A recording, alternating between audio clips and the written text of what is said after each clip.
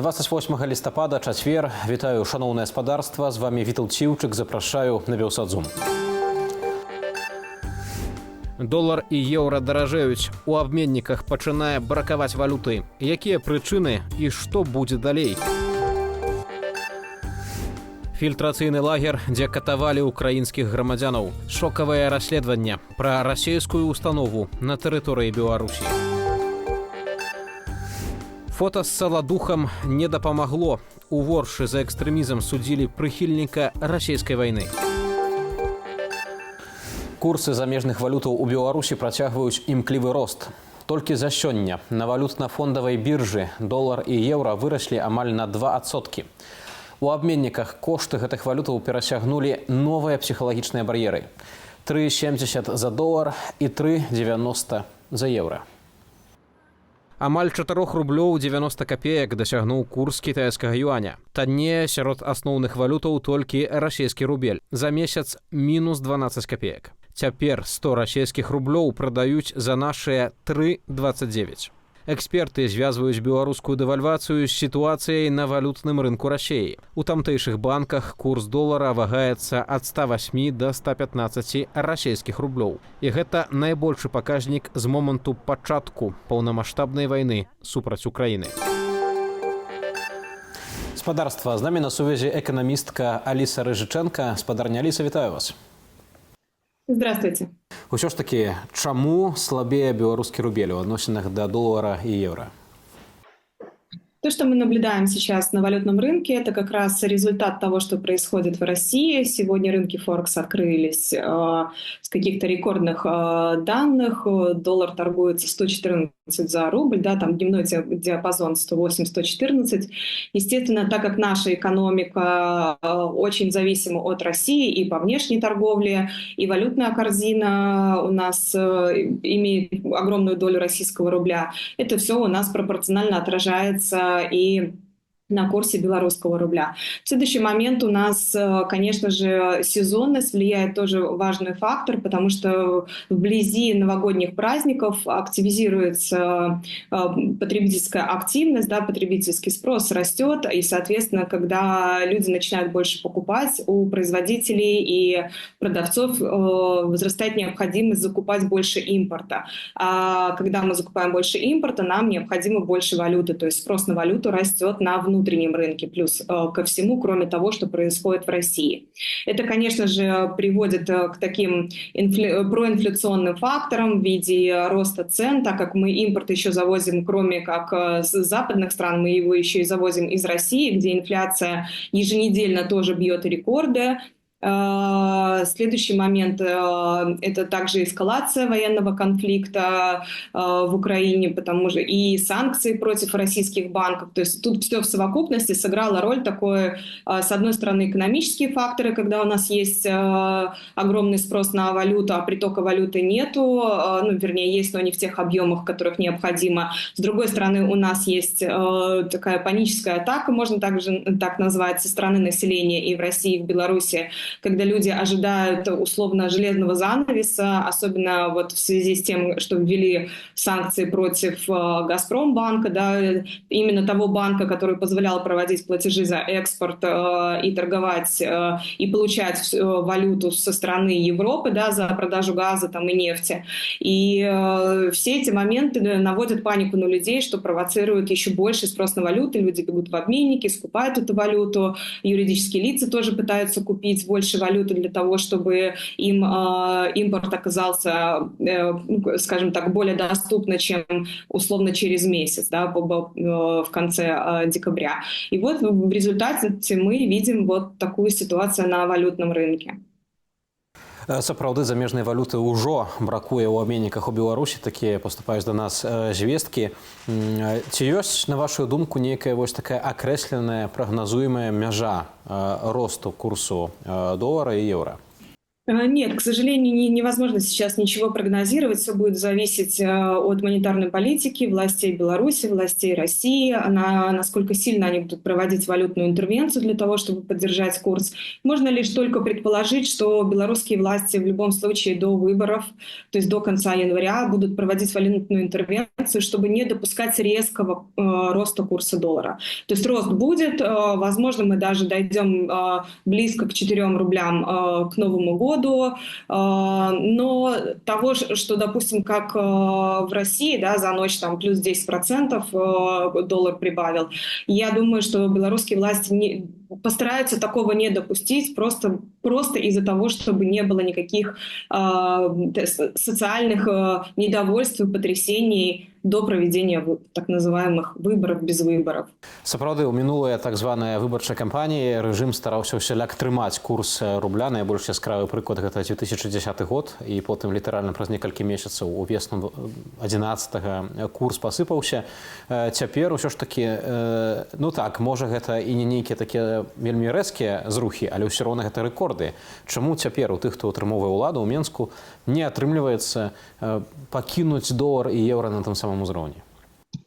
Дело в том, что власти пока, я так понимаю, выжидают, плюс этот эффект, он, скажем так, проявляется у нас по истечению какого-то определенного времени. То есть сейчас мы видим эффект того, что происходило в России на протяжении там, августа-сентября месяца, когда иностранные инвесторы выводили свои активы из-за санкций против московской биржи. Там месяц было какое-то более-менее стабилизации, сейчас мы видим санкции и эскалация конфликта, и вот до нас доходит этот эффект. То есть то, что ввели санкции против «Газпрома», и что будет сейчас с российским экспортом, как они будут получать или не получать валюту, это тоже мы увидим по истечению времени. Скорее всего, ближе к Новому году мы увидим результаты этих санкций. И они отразятся на валютном рынке Беларуси, как и в России. То есть белорусские власти пока что не могут, скажем так, предугадать и предсказать поведение российского потребителя, российских юридических компаний, да, не могут предсказать поведение американских властей, которые неожиданно вводят санкции, да, на те отрасли, казалось бы, которые они не будут трогать, да, по крайней мере, из-за того, что там Европа оплачивает газ через эти банки. Поэтому тут очень сложно это предсказать. Но я так понимаю, что сейчас все равно проводятся валютные интервенции не в больших объемах. В противном случае мы бы увидели рост курса в больших размерах. Ну и плюс у нас еще пока что не сформировался такой дефицит валюты, как это было, например, в 2011 году, вот в том случае, о котором вы рассказывали, потому что на протяжении всего года банки резиденты и физические лица выступали чистыми продавцами валюты и сформировали предложение больше, чем был спрос на валюту. По крайней мере, до октября месяца была такая ситуация на валютном рынке, и пока курс формируется рыночным путем на основании спроса и предложения, то есть пока что власти, я так понимаю, выжидают самой критической точки, когда они начнут действовать. Памятаем, як падчас мінулых абвалаў не толькі мяняўся курс рубля, але ўвогуле падаў моцна дабрабыт людзей у Беларусі, бо ўсё было завязана таксама на замежную валюту. Цяпер прадстаўнікі рэжыму хваляцца, маўляў, долару канец, што это ўсё не мае такога значэння, і гавораць, маўляў, што зрэшты і няма такіх эканамічных стасункаў з захадам, як некалі, і ўсё такое. У сувязі з гэтым такое пытанне: ці ўсё ж такі абвал ці спад гэтага курсу долара і еўра, наколькі ён паўплывае на дабрабыт людзей у Беларусі, таму што так, курс гэта адно, але пытанне таксама цэну ў крамах і пакупніцкай здольнасці людзей. Конечно, это очень сильно влияет на доходы и на благосостояние людей, потому что изменение курса валют как в России, как в Беларуси, это является очень сильным проинфляционным фактором. Мы закупаем, мало того, что для нас импорт со стран Запада стоит дороже из-за того, что курс доллара меняется, так для нас еще и импорт из России становится дороже, потому что на фоне того, что там растет курс доллара, инфляция набирает просто рекордные обороты, и цены для нас становятся дорогими. При этом продавать в Россию мы тоже наращивать объемы экспорта в Россию мы не можем для того, чтобы сбалансировать эту торговлю между двумя странами, потому что потребительский экспорт, он мало интересен сейчас в России в условиях высокой ключевой ставки, когда средства стали очень дорогими для бизнеса российского. Ну и плюс, когда обесценивается так сильно российский рубль по отношению к доллару, а белорусский немножко отстает, то есть вот эта вот разница делает белорусские товары слишком дорогими для российского рынка. И белорусские товары теряют конкурентоспособность, поэтому мы не можем сбалансировать нашу торговлю с Россией, и это тоже все будет оказывать проинфляционный фактор внутри Беларуси. То есть мы закупаем с России более дорогие товары, и все это отражается на конечной цене для белорусского потребителя. Соответственно, доходы белорусов будут снижаться, потому что они смогут позволять себе намного меньше купить за те деньги, нежели там летом или весной, да, условно. Вы звяртаеце ўвагу на моцную залежнасць беларускай эканомікі ад расійскай, у тым ліку і магутнасці беларускага рубля, які таксама аслабляецца, калі аслабляецца расійскі рубель адносна долара і еўра. Ці гэта азначае, што ў гэтай сітуацыі, у такой вось залежнасці, не ведаю, улады ў Менску будуць чакаць на тое, што будзе адбывацца ў самой Расіі, і ці гэта азначае, што калі расейцам удасца неяк стабілізаваць гэтую абстаноўку, то і рэжыму ў Беларусі, асабліва няма чаго і рабіць. В целом, я бы не сказала, что это именно так, но это будет, скажем так, это будет 50% того, что необходимо сделать в экономике. В любом случае у нас есть еще внутренние факторы, которые влияют, да, на изменение курса, и влияет как раз то, что наша внешняя торговля завязана на то, что мы закупаем импорт на Западе. Это промежуточный импорт в основном, да, то есть какие-то комплектующие, запчасти, материалы какие-то, сырье. И из этого производим что-то, что мы можем продать в Россию. И это как раз-таки проблема, потому что если мы не будем продавать в России, то есть наша внешняя торговля вообще станет на колени. А если мы не будем закупать импорт на Западе, то мы все равно не сможем продавать ничего России. И поэтому то, что если России действительно удастся стабилизировать ситуацию, хотя я в этом очень сильно сомневаюсь, потому что мы видим, что повышение ключевой ставки никак не стабилизирует, не снижает темпы роста инфляции, плюс эскалация военного конфликта ухудшает ситуацию. И при этом у Беларуси белорусские власти загнали сейчас белорусскую экономику в такую ситуацию, когда вроде бы и война плохо, потому что есть санкции, потому что мы не можем торговать с другим миром, но при этом окончание войны будет означать, что половина предприятий обрабатывающей промышленности должны будут остановиться, потому что они сейчас переориентированы на выполнение гособоронных заказов для России. То есть если остановятся военные действия в Украине, Россия просто перестанет закупать эти товары у Беларуси, и Беларуси будет нечего производить и некому продавать по факту. То есть это тоже огромная проблема для экономики, которая в итоге выльется и проинфляционным фактором, и сокращением рабочих мест, и сокращением зарплат, и снижением доходов населения, и так далее, и тому подобное. Да? То есть тут много негативных факторов, которые проявят себя в полной мере в экономике Беларуси. Плюс у нас есть регулирование цен, которые власти все пытаются отменить или там изменить систему этого регулирования. То есть пока мы еще не понимаем, какие действия они будут предпринимать. Это тоже будет влиять, если проинфляционный навес, который формировался с 2022 года, когда вступило в силу законодательство о регулировании цен, проявит себя, даже если это будут определенные группы товаров, не все товары, то это все равно ухудшит благосостояние людей, да? Это сократит их реальные доходы. Поэтому очень много факторов, которые скажем так, ну, белорусская экономика в любом случае сейчас находится в не очень хорошем положении, и тот прирост ВВП, который мы наблюдаем в этом году, темп роста этого снижается, мы это все видим, и война сыграла ключевую роль в том, что мы смогли нарастить эти темпы роста, но что будет в дальнейшем после выборов, что будет после эскалации конфликтов, будут ли какие-то переговоры или не будет. Поэтому тут много геополитических факторов, которые влияют сейчас на экономическую ситуацию, которые невозможно предсказать. Ни белорусским властям, ни экономистам, да, никакие математические экономические модели сейчас не работают, и, к сожалению, очень сложно сказать, что будет дальше. Спадарня Аліса, вялікі вам дзякую за такі моцны эканамічны аналіз. З намі на сувязі была эканамістка Аліса Рыжычанка. Палітзняволенага Ігара Карнея будуць судзіць паводле новай крымінальнай справы. Раней журналіста ўжо пакаралі 3 гадамі зняволення за нібыта стварэнне або ўдзел у, цытата, экстрэмісцкім фармаванні. Паводле праваабарончага цэнтру «Вясна» цяпер палітвязня вінавацяць у злосным непадпарадкаванні адміністрацыі калоніі. Паседжанне суда пройдзе 11 снежня. Іншыя навіны ў нашым аглядзе.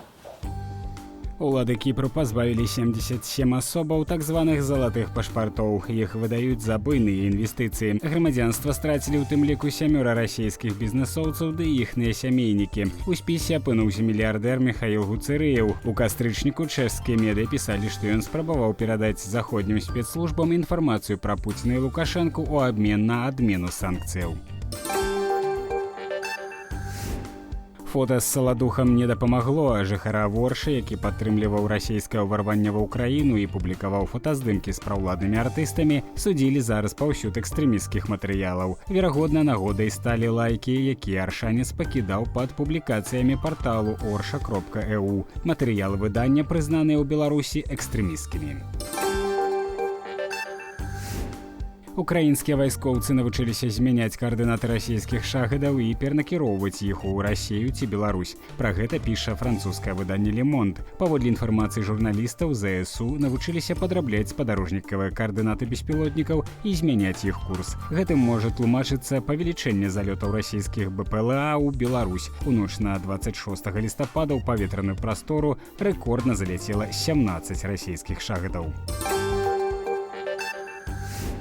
У Астане падчас прыезду Владзіміра Пуціна на вулічным экране замест расійскага сцяга паказалі ўкраінскі. Кампанія, што валодае маніторамі, патлумачыла здарэнне замыканнем кабелю, у выніку чаго змянілася каляровая гама. Дзяржаўная тэхнічная служба Казахстану заяўляе пра хакерскі ўзлом. Заведзеная крымінальная справа. Пуцін прыбыў у сталіцу Казахстана на самміт АДКБ. Спадарства, запрашаю чытаць і глядзець нас таксама ў Тэлеграм. Каб перайсці па спасылцы, дастаткова навесці камеру вашага смартфона на QR-код, які відаць на вашых экранах. Запрашаю таксама зазіраць на наш сайт belsat.eu. Аднак перадусім памятайце пра ўласную бяспеку. Беларускі расследавальніцкі цэнтр выпусціў матэрыял пра фільтрацыйны лагер для ўкраінскіх палонных, што дзейнічаў на тэрыторыі Беларусі. Яго арганізавалі расійскія вайскоўцы на пачатку паўнамаштабнага ўварвання ва ўкраіну. Праваабаронцы называюць лагер адным з найбольш жорсткіх. Інфармацыя пра тое, што такі лагер існуе, пачала з'яўляцца яшчэ ў першыя тыдні вайны. Аднак вызначыць яго дакладную лакацыю тады не атрымалася. Цяпер расследавальнікі з дапамогай паказанняў палонных, спадарожнікавых здымкаў і сюжэтаў расійскай прапаганды высветлілі, што лагер размяшчаўся ў Нароўлі. У 2022 годзе горад стаў адной з асноўных базаў для нападу расейцаў на ўкраіну з тэрыторыі Беларусі. Там жа на тэрыторыі аднаго з мясцовых прадпрыемстваў утрымлівалі і катавалі цывільных украінцаў. До нашай праграмы далучаецца Станіслаў Івашкевіч, кіраўнік беларускага расследавальніцкага цэнтру. Вітаю цябе. Вітаю. Паводле расследавання, у Нароўлі дзейнічаў фільтрацыйны лагер, дзе ўтрымлівалі украінскіх вайскоўцаў, украінскіх цывільных. Паводле сведчанняў людзей там катавалі. Ці вядома, колькі часу вось такая установа знаходзілася на беларускай зямлі? Прынамсі да траўня 22-го году, то бок першыя 3 месяцы, 3 з лішнім месяцы войны это акурат той час, калі расійскія войскі дыслакаваліся на поўдні Беларусі і уласна до таго часу, як яны не зрабілі вось гэты жэст добрай волі, калі адступілі ад Кіева і потым адпаведна з Беларусі. Украинские правоабаронцы сцвярджаюць, што расійскі лагер на тэрыторыі Беларусі быў адным з найбольш жорсткіх фільтрацыйных лагераў для украінцаў. Таксама вось са сведчання Богдана Лысенкі, украінскага вайскоўца, які таксама прайшоў праз гэты лагер. Ён кажа пра тое, што у Нароўлі была такая прапагандысцкая карцінка, што, маўляў, расійскія вайскоўцы нібыта чалавечныя, але ніхто не паказваў, як дапытваюць цывільных людзей, і ён казаў, што там цывільных білі так, што пастаянна было чуваць розныя крыкі. Як увогуле можна ацаніць вось гэтыя жахлівыя сведчанні, гэтыя жахлівыя звесткі пра катаванні замежнікаў на беларускай зямлі? Так, гэты увогуле, як нам удалося знайсці разам з партнёрамі гэты лагер, гэта спачатку вывучыўшы тое, што дзе былі скапленні расійскай тэхнікі каля якіх аб'ектаў у тых месцах, значыць, ідэнтыфікавалі падазраваныя аб'екты, а знайсці іх удалося дзякуючы прапагандысцкім сюжэтам па расійскай тэлевізіі, дзе яны паказвалі, што вось яны захопліваюць украінскіх вайскоўцаў, вось яны ім аказваюць медычную дапамогу, вось яны іх несуць. І, адпаведна, мы прыцягнулі гэты сюжэт, што далей выключаецца камера расійскай тэлевізіі і далей пачынаецца гэтыя фільтрацыйныя мерапрыемствы. Дарэчы, збівалі ўсіх пры допыце, з кім мы размаўлялі, але пры гэтым вайскоўцы адзначалі, што іх у меншай ступені, чым цывільных. Таму што калі ад вайскоўцаў там патрабавалі, я не ведаю, частка там і тое, што яны з імі як бы і так было все ясна, то кожнага цывільнага падазравалі в тым, што ён шпіён, і з яго выбівалі тое, што ён шпіён. Прыблізна такія сярэднявечныя метады, што прывялі і, значыць, катавалі да той пары, пакуль ён альбо сам не прызнаецца ад болю, значыць, што ён шпіён, альбо калі яны там, я не ведаю, стомяцца альбо палічаць, што катаванняў ўжо дастаткова. І сярод, значыць, закладнікаў гэтага фільтрацыйнага лагера нам удалося знайсці непаўнагадовага, якога затрымалі разам з ягоным братам, схапілі таму, што ён быў служыў калісьці, праходзіў тэрміновую службу. Вось, і ўсе яны распавядалі так пра метадычнае збіццё і катаванне. Больш за тое, гэта украінцаў затрымоўвалі на украінскай зямлі, то бок іх вывозілі з Кіеўскай вобласці на тэрыторыю Беларусі, так вынікае з вашага расследавання. Таксама у мяне такое пытанне. Вось апошнія гады шмат вельмі звестак пра катаванні на тэрыторыі Беларусі, самых беларусаў у турмах, у розных ізалятарах. Калі кажам пра гэты фільтрацыйны лагер, ці ёсць нейкія звесткі, што гэта пытанне, хто там увогуле ім заведаваў, так? Ці гэта быў абсалютна цалкам расійскі лагер, ці таксама прадстаўнікі рэжыму Лукашэнкі мелі да яго дачынення? Все ж таки в основном цалкам расійскі, пры тым, што это размяшчалася на тэрыторыі прадпрыемства Прыпецкі альянс, значыць, дзяржаўнае аграпрадпрыемства, якім кіруе былы вайсковец, які, дарэчы, служыў у службе аховы Лукашэнкі. То бок, магчыма, не дарма была гэтая пляцоўка абраная для такога месца.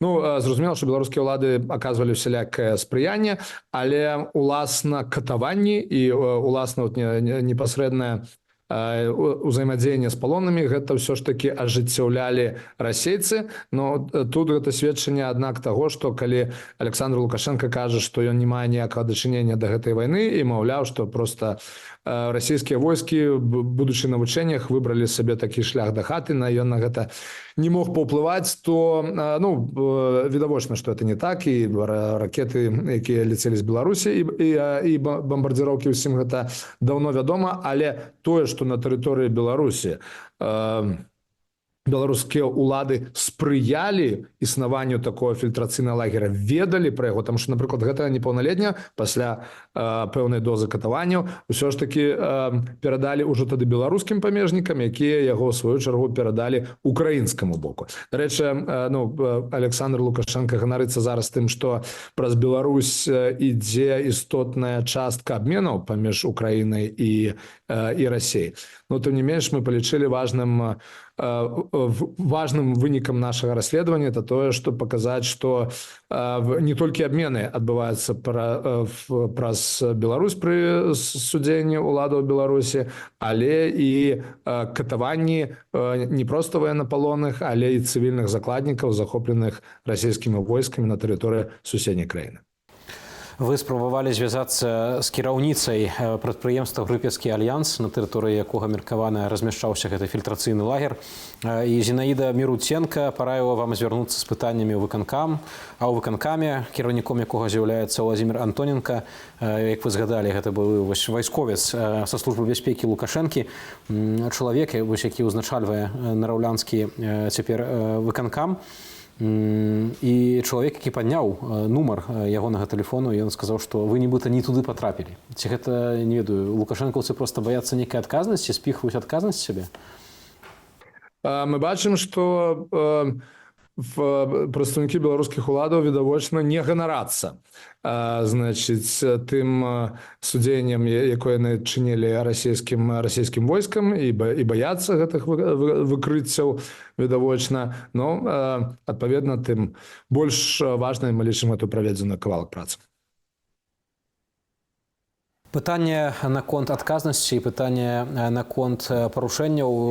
Юрысты таксама ў вашым расследаванні падкрэсліваюць, што гэта парушэнне Жэнеўскай канвенцыі. Пра якія яшчэ парушэнні, пра якія яшчэ злачынствы можна казаць, калі апісваем дзеянні, якія адбываліся на тэрыторыі фільтрацыйнага лагеру ў Нароўлі? Перадусім, гэта незаконнае перамяшчэнне людзей, што ёсць парушэнне міжнародных канвенцый.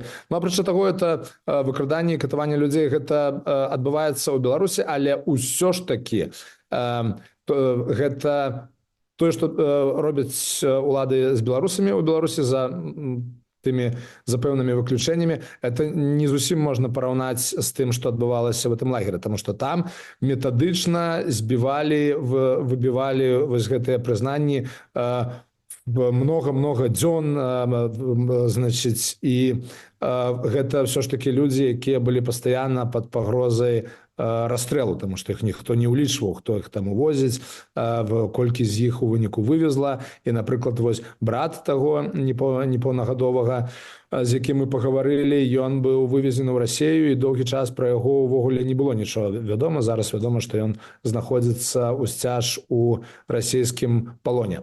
Таму, это як і паўнамаштабнае варванне ў Расіі ва Ўкраіну падпадае пад вельмі вялікую колькасць парушэння усімагчымых канвенцыяў, але ў дадатак да ўсяго гэта яшчэ і злачынствы супраць цывільных, таму што яшчэ раз падкрэслю, вайскоўцы казалі пра тое, што менавіта ў дачыненні да цывільных было найбольш жорсткае абыходжанне, і яны метадычна і доўга падвяргаліся збіццю для таго, каб выбіць з іх рэальнае ці уяўнае прызнанне. Дзякуй вялікі за гэты каментар, і вялікі дзякуй таксама вашай камандзе за гэтае моцнае расследаванне. З намі на сувязі быў Станіслаў Івашкевіч, кіраўнік беларускага расследавальніцкага цэнтру. Наймацнейшы снегапад за больш чым стагоддзя. У Сеуле зафіксавалі найбольшую колькасць снегу з пачатку метэаназіранняў. Апошнімі днямі ў паўднёва-карэйскай сталіцы выпала 16 сантыметраў покрыва. Папярэдні рэкорд быў зафіксаваны ў 1972 годзе, але тады было толькі 12 сантыметраў. Непагадзь выклікала калапс, адмены авіярэйсаў, затрыманне грамадскага транспарту і закрыццё дарог. Але мясцовыя жыхары задаволеныя і запаўняюць садсеткі здымкамі снегу.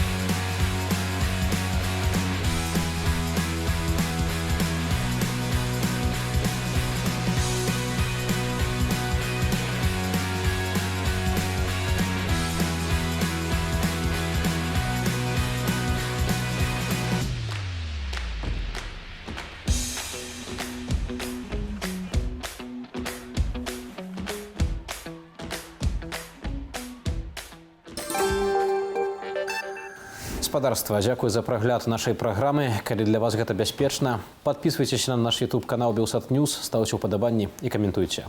Воли и миру вам!